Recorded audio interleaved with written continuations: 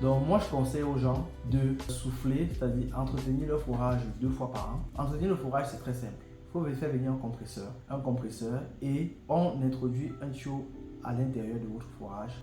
On démarre l'air entre dans le fourrage et ça nettoie. Non seulement ça enlève les dépôts, mais aussi les micro-organismes.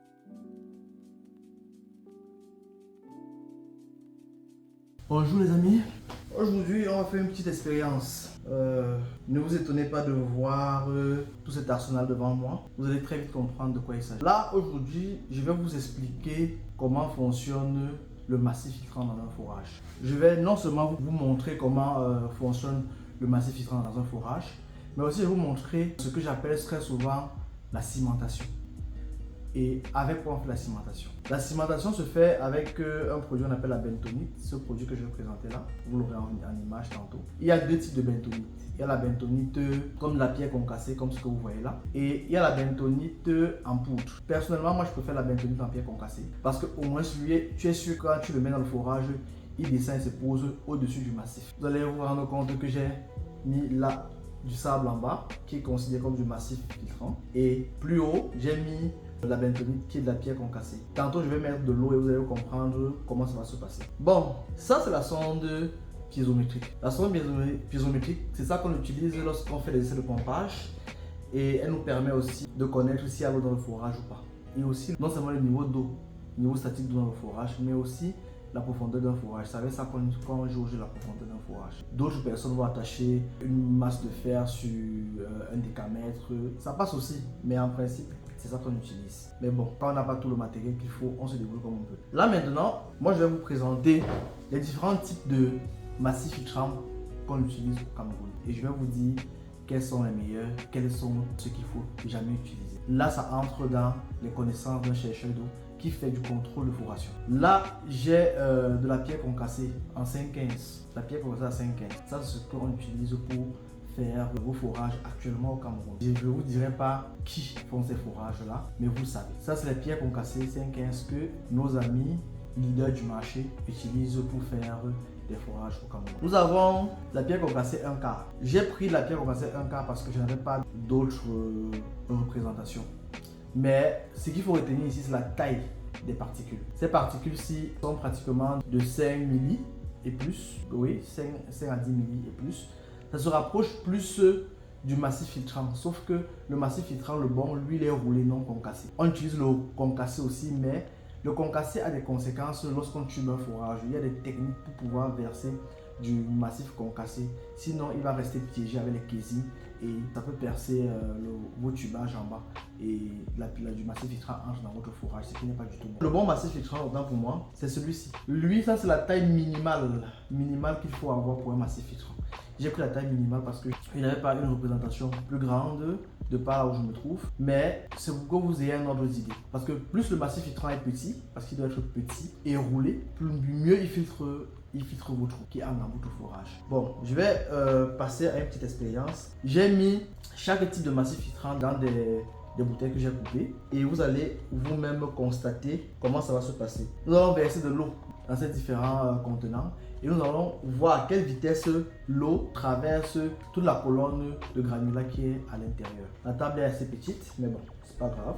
On va se débrouiller avec ce qu'on a. Je crois que pour celui-ci, je vais utiliser, ça c'est le massif filtrant en bas et la pierre concassée en haut. Vous allez voir le principe de cimentation. Et pour faire ça, je vais utiliser 70 centilitres d'eau que je vais verser dans ces bouteilles que j'ai coupées. Et on va chronométrer le temps que ça va mettre pour traverser. Bon, on va commencer avec la pierre concassée, le 5,15. Pendant que je fais l'expérience, vous pouvez chronométrer avec moi. Bon, on lance. Là, ça m'a marqué 12 secondes, plus ou moins 12 secondes. Bon, ça c'était avec la pierre concassée 5,15. Ok. Ok. Ça, je vais vider un peu. Voilà. Alors, je crois que je vais ajouter un peu d'eau là. Je vais mettre un peu d'eau. Je veux juste vous rendre compte du comportement de la bentonite. Là, comme elle est trempée dans l'eau, elle va s'épaissir et elle va former un bouchon qui va empêcher l'eau maintenant de descendre à travers le sable qui est le massif filtrant qui qui est en bas, qui est plus bas. Avant la fin de cette expérience, vous allez voir comment ça va s'épaissir. Ce massif filtrant qui était granuleux comme ceci va devenir tout mou. Ça va faire une belle cimentation. Lui, on va le mettre à côté là. Là maintenant, on va prendre la pierre concassée, un quart. On va remettre notre chrono en marche. Je vais prendre ce récipient. Vous me mettrez avec moi.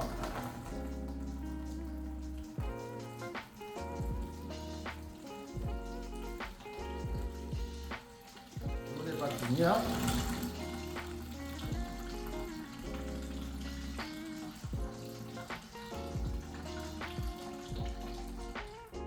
Là, vous avez vu 24 secondes. Chronométrez avec moi pendant que je fais l'expérience. Bon, là, c'est fini avec toi. Ouh. Accident de parcours.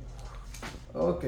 Et là, maintenant, nous allons prendre du massif filtrant. Le bon massif filtrant. Lui, sa taille est d'environ 1 à 2 milli minimum. 1 à 2 milli. Et c'est lui qui est recommandé pour être mis dans vos fourrages. Les meilleurs massifs filtrants qu'on utilise sont ceux qui sont utilisés beaucoup plus dans la ville de Douala. Ça, c'est les bons massifs filtrants. Mais quand on se retrouve du côté de Yaoundé et les autres régions où il y a la roche, beaucoup préfèrent utiliser le massif filtrant qui est du côté de Mbalmayo. On dit que c'est du quartzite qu'on a concassé. Et très souvent, les gens ne connaissent même pas la taille qui est recommandée pour faire ça, pour faire du massif filtrant. Mais l'avantage, comme je vous l'ai dit, la pierre concassée, elle est angulaire, n'est pas roulée comme ceux de Douala. Elle a tendance à piéger le tubage dans les casiers. Et très souvent, quand il se s'est coincé, les gens ont tendance à prendre le marteau pour frapper sur le casier qui est métallique. Et ce casier, ce massif filtrant, comme il est anguleux, il crée un trou dans le tubage. Il vous donne l'illusion qu'il est descendu. Pourtant, c'est le tubage qui s'est percé, le massif est entré à l'intérieur. Cela veut dire que même quand on a du massif filtrant anguleux, il y a des techniques pour les mettre dans un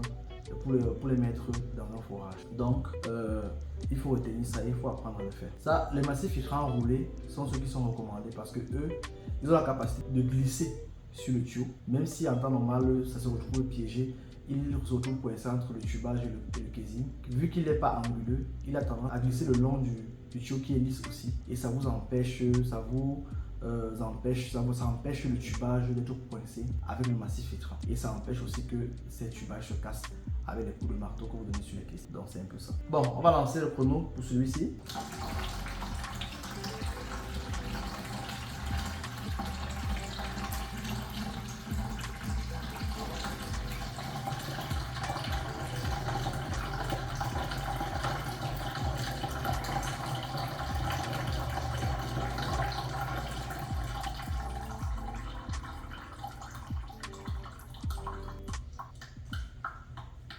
« 29 secondes, presque moins 30 secondes.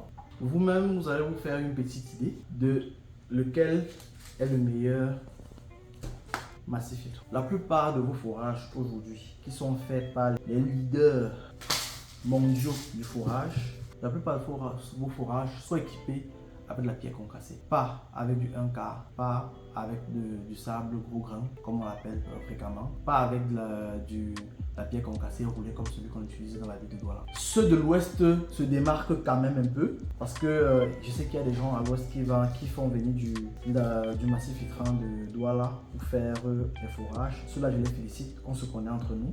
On connaît où on les trouve et où on achète. Mais comme je vous ai dit, c'est comme ça que c'est ce que les leaders mondiaux mettent dans vos fourrages. Et depuis qu'ils sont arrivés dans notre pays, dites-vous que c'est ce type de massif filtrant qu'il y a dans vos fourrages. Ceci me permet de vous dire que quand on vous demande de faire l'entretien de vos fourrages, qu'après peut-être 6 mois ou bien 2 fois par an, il faudrait faire ce qu'on appelle un soufflage. Un soufflage pour enlever les dépôts qu'il y a dans vos fourrages, parce que quand le massif filtrant a cette taille, ça ne peut pas retenir toutes les particules, ça ne peut pas bien filtrer. Ça veut dire qu'il y aura des dépôts. Et quand vous mettez la pompe, vu que la pompe n'est pas mise au fond, il y a ce qu'on appelle le phénomène de décantation. Donc il y a un dépôt au fond, mais vu que la partie le dépôt plus lourd sur au fond et la partie plus légère au-dessus, vous voyez donc qu'il y a de l'eau propre qui est en haut, il y a de l'eau sale qui est en bas. Et quand on y met la pompe, vu qu'on la met pas au fond, quand l'eau sort, vous avez toute l'impression, l'illusion que votre eau est de bonne qualité. Sauf que, comme je vous explique souvent, après un certain temps, ces dépôts vont monter et vont boucher vos crépines. C'est vrai qu'aujourd'hui, il y a le phénomène de ranging que les gens font. Bon, ça on en reviendra dessus après. Mais quand vous faites un forage, vous avez tout tubé, vous mettez vos crépines. Quand vous ne soufflez pas un forage, ces dépôts se forment dans le tuyau. Au fur et à mesure qu'ils montent, ils bougent vos crépines et après, votre forage devient récupérable. Donc moi je conseille aux gens de souffler, c'est-à-dire entretenir leur forage 2 fois par an. Entretenir le forage, c'est très simple. Il faut faire venir un compresseur et on introduit un tuyau à l'intérieur de votre forage.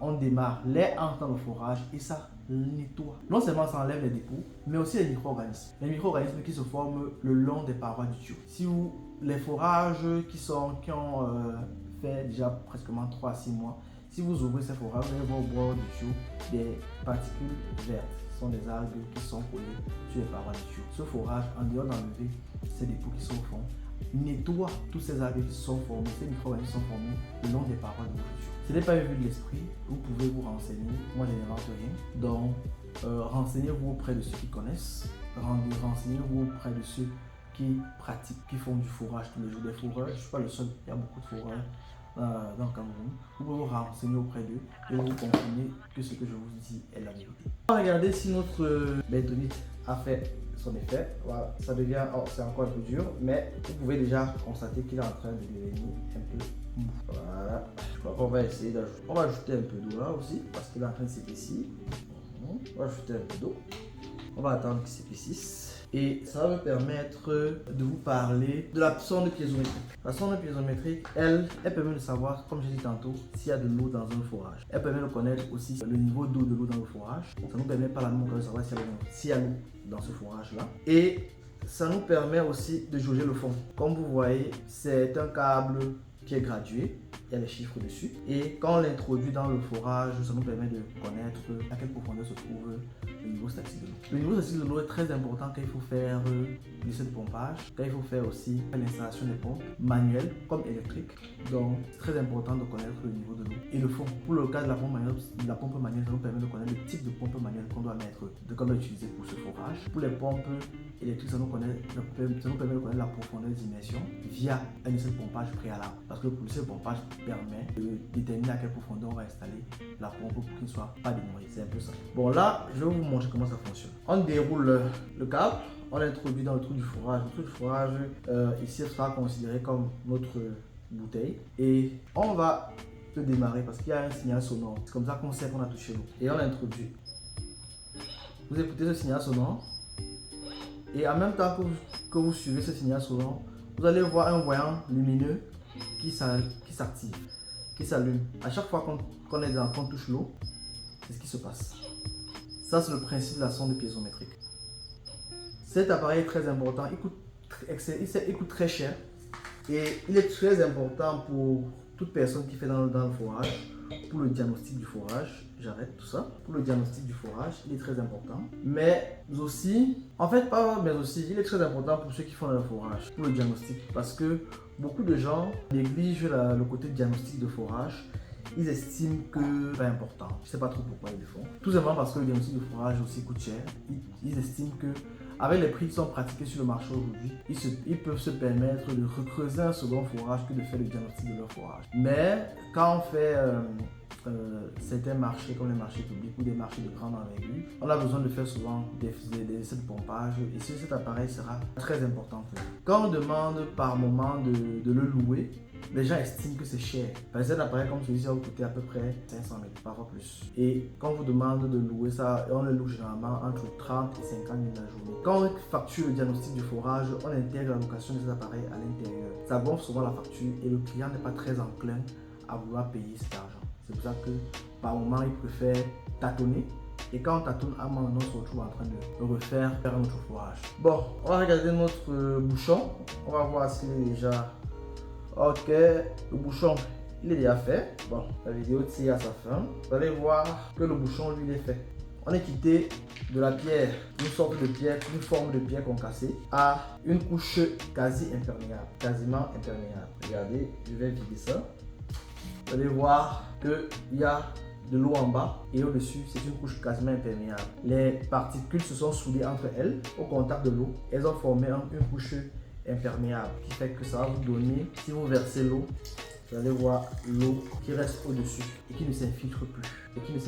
C'est ça ce qu'on appelle la cimentation. Comme je l'ai dit, je préfère la cimentation avec la bentonite et surtout en forme de pierre concassée. Avec la poudre, quand on le verse généralement dans le fourrage, avant d'arriver au fond, il y a une sorte, on n'est pas sûr qu'il arrive vraiment au fond parce qu'il y a une sorte de dilution, parce qu'il y a de l'eau. Si on, dépendamment de la méthode qu'on utilise, ou bien s'il y a beaucoup d'eau dans le fourrage, soit si c'est de l'eau rotary, il y aura de l'eau autour du tuyau. Si c'est avec de l'air et s'il y a de l'eau, il y aura toujours de l'eau autour du tuyau. Ce qui fait que quand on lance le massif, quand on prend la bentonite en poudre, généralement ce que moi je fais, c'est que je le mélange, je le dilue un peu pour qu'il soit pâteux.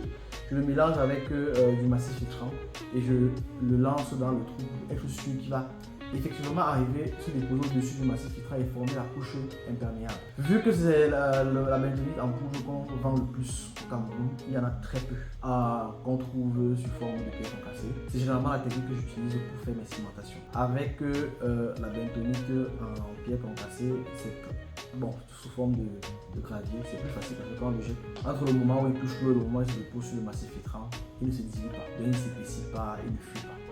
Donc c'est un peu ça. Bon, j'espère que cette vidéo vous aura appris quelque chose ou bien vous aura appris beaucoup de choses qui concernent le diagnostic des fourrages, les cimentations, les cimentations et aussi sur les essais de pompage, sur l'entretien, sur le diagnostic du fourrage. Maintenant, moi je suis propriétaire d'un compresseur qui fait beaucoup plus l'entretien de fourrage et tous ceux qui ont des fourrages, qui possèdent des fourrages et qui souhaitent qu'on vienne faire l'entretien de leur fourrage, c'est-à-dire faire du soufflage, désinfecter si possible, ils peuvent remplir le lien en commentaire en dessous de cette vidéo et nous allons vous contacter pour faire une entente pour pouvoir venir faire l'entretien de votre fourrage.